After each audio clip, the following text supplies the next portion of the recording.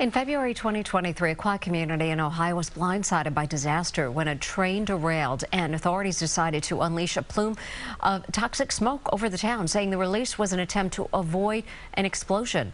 Days later, the residents and the media thought the story was over, but in fact, it was just beginning.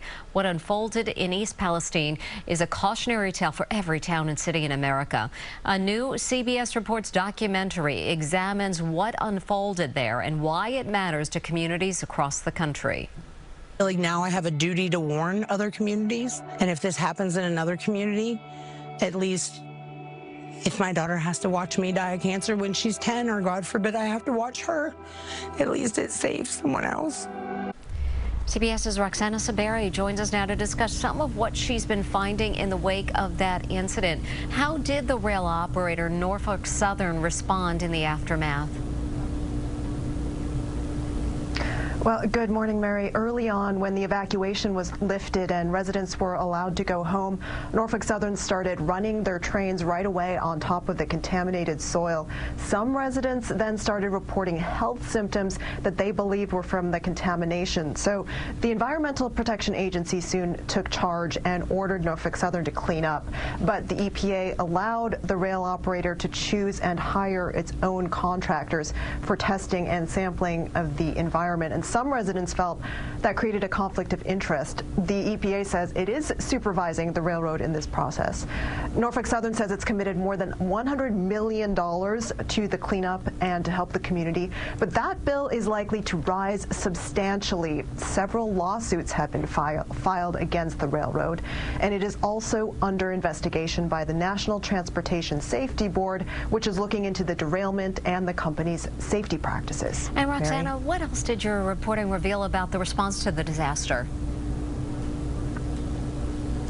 Well, a lot of residents have questions, including was it necessary to burn off the vinyl chloride, which is a known carcinogen, after the train went off the tracks. Norfolk Southern had argued its crews had to vent and burn off that chemical from 5 rail cars to avoid a catastrophic explosion, but that move dispersed dangerous chemicals into the air across the region.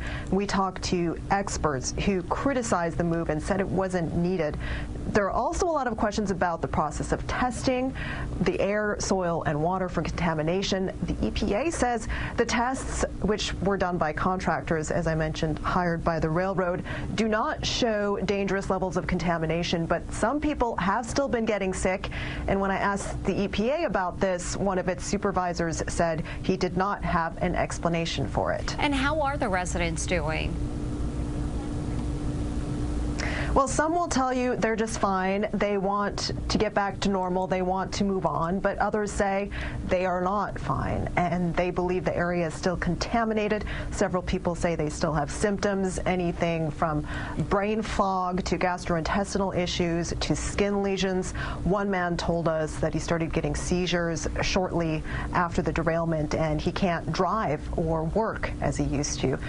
Some doctors told us they blame the symptoms on exposures to toxic chemicals, but many medical experts say that they just don't know enough about the effects of the multiple chemicals that were released on human beings, because it's just not something you can test in a lab.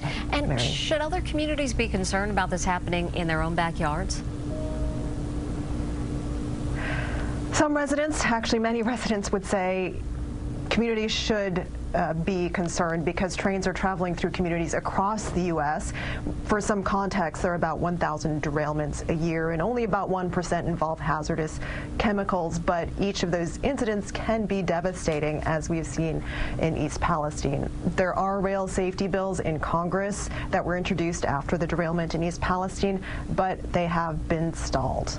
Mary. Roxana Saberi, thank you. And you can watch the new CBS Reports documentary, Toxic Fog, The Aftermath, in East Palestine, Ohio. It premieres tonight at 8 p.m. Eastern on the CBS News stream or anytime on the free CBS News app and Paramount Plus.